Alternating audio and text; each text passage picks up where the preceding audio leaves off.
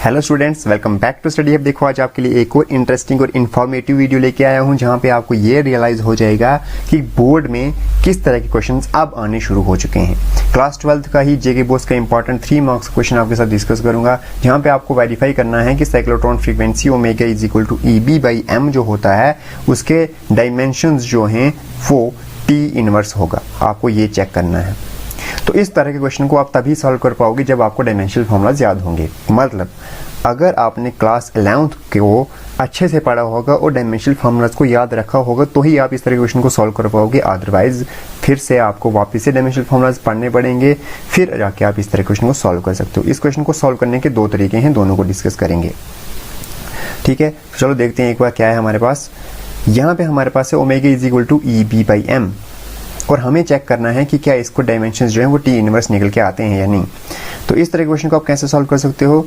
E जो है हमारे पास चार्ज है और चार्ज का डायमेंशनल फॉर्मूला हमारे पास होता है AT, क्योंकि charge is nothing else but current into time. तो आपको चार्ज का डायमेंशनल फॉर्मूला पता है कितना होता है, दैट इज AT। अब आपके पास अब बात आ जाती है मैग्नेटिक फील्ड का डायमेंशनल फॉर्मूला। अगर तो आपको डायरेक्ट मैग्नेटिक फील्ड का डायमेंशनल फॉर्मूला याद है, that is M1 L0, this is M1 L0 T-2 A-1। अगर ये डायमेंशनल फॉर्मूला आपको डायरेक्ट याद है तो आप यूज कर लोगे। अदरवाइज अगर कंसेप्ट पढ़ा होगा तो आपने क्लास 12th में पढ़ा होगा relation F is equal to QVB sine theta. अब साइन थीटा हमारे यहाँ पे काम का नहीं है क्योंकि थीटा इज द एंगल और वो डायमेंशनलेस होता है, विच मीन्स यहाँ से हम B का डायमेंशनल फॉर्मूला निकाल सकते हैं, दैट इज F/QV। क्लियर है। यहाँ से फोर्स का dimensional formula, basic dimensional formulas आपको आने चाहिए, MLT-2।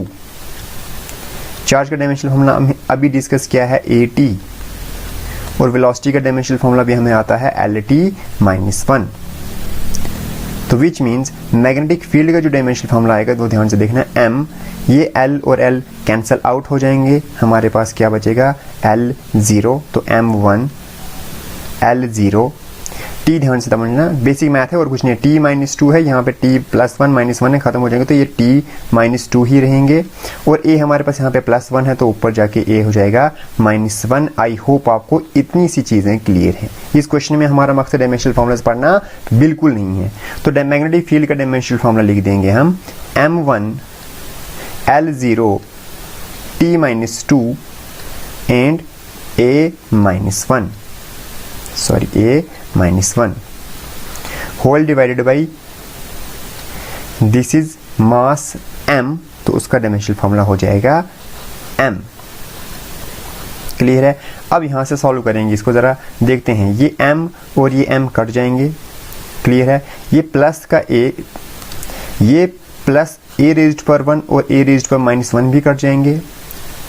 ठीक है जी। L पहले ही 0 था, M 0 हो चुका है। T देखना ध्यान से, यहाँ से T+1 है और यहाँ पे T-2 है, विच मीन्स T हो जाएगा -2 + 1 इज इक्वल टू T⁻1 और हम प्रूव कर देंगे कि हाँ इसका डायमेंशनल फॉर्मूला जो होगा T⁻1 ही है। 3 नंबर हमारे सिक्योर हो जाएंगे। अब इसी को आप दूसरे तरीके से कैसे कर सकते हो उसको भी डिस्कस कर लेते हैं। ध्यान से समझना हमारे पास क्या है। अगर हम इसी क्वेश्चन को दूसरे तरीके से करें तो हमें पता है जो यहाँ पे लगने वाली फोर्स होगी दैट इज QVB जो फोर्स होती है, यहाँ पे उसको हम Q नहीं कहेंगे E कहेंगे। तो हमें पता है EVB टाइम्स जो फोर्स होती है एक साइक्लोट्रॉन में वो किसके बराबर होनी चाहिए, that is centripetal force mv²/r के बराबर होनी चाहिए, है ना। ठीक है। तो यहाँ से ध्यान से समझना, हम अब इसी एक्सप्रेशन तक पहुंचेंगे। कहाँ तक, EB/m तक पहुंचना चाहेंगे। तो EB/m हमारे पास कैसे बन सकता है, तो ये EB, इस m को अगर हम यहाँ ट्रांसपोज कर लें तो हो जाएगा हमारे पास EB/m। क्लियर है। Is equal to v² by R और ये V यहाँ से फिर ट्रांसपोज करके यहाँ चला जाएगा इंटू V। अब ये V और ये V कट जाएंगे तो हमारे पास क्या बचेगा, दैट इज V/R।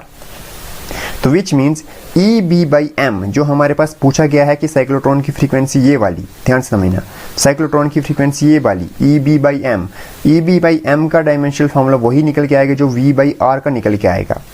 क्लियर है। जहां पे V हमारा क्या है, सर V और कुछ नहीं है, हमारी क्या है, वेलोसिटी है।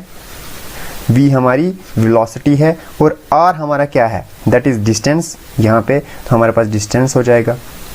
तो देखते हैं जरा आप इसका डायमेंशनल फॉर्मूला क्या निकल के आता है। तो वेलोसिटी का डायमेंशनल फॉर्मूला हमने बार बार पढ़ लिया, lt-1, और डिस्टेंस का फॉर्मूला तो हमने पढ़ा ही है l। तो डायमेंशनल फॉर्मूला l, यहाँ से l और l कट जाएंगे, पीछे m0 l0, डायमेंशनल फॉर्मूला जो पीछे बचेगा दैट विल बी t-1। तो अगर आपने डायमेंशनल फॉर्मूला यूज करके सॉल्व करना है इस तरह के क्वेश्चन को, तो उसके लिए आपको e का डायमेंशनल फॉर्मूला, b का डायमेंशनल फॉर्मूला और m का डायमेंशनल फॉर्मूला डायरेक्ट पता होना चाहिए। सॉल्व करेंगे आपके पास आंसर निकल के आ जाएगा। सेकंड आप कैसे कर सकते हो, इस एक्सप्रेशन तक पहुंचने के लिए omega is equal to EB by M तक पहुंचने के लिए आप कंसेप्ट यूज करोगे, ईवी बाई ईवीबी जो होता है वो हमारे पास M V square by R ही होता है, आपने साइक्लोट्रॉन फ्रीक्वेंसी में पढ़ा होगा। यहाँ से ईबी बाई एम का डायमेंशनल फॉर्मूला वही निकल के आएगा जो वी बाई आर का निकलेगा, which means EB by M का डायमेंशनल फॉर्मूला हमारे पास क्या होता है, टी इनवर्स होता है। और यहाँ से आपके 3 मार्क्स हो जाएंगे। क्लियर है? आई होप आपको वीडियो अच्छी लगी होगी। अगर वीडियो अच्छी लगी ना तो प्लीज़ वीडियो को लाइक करना, चैनल को अभी तक सब्सक्राइब नहीं तो प्लीज़ चैनल को सब्सक्राइब भी कर देना। मिलते हैं एक और ऐसे इंटरेस्टिंग वीडियो के साथ, तब तक के लिए टाटा बाय बाय।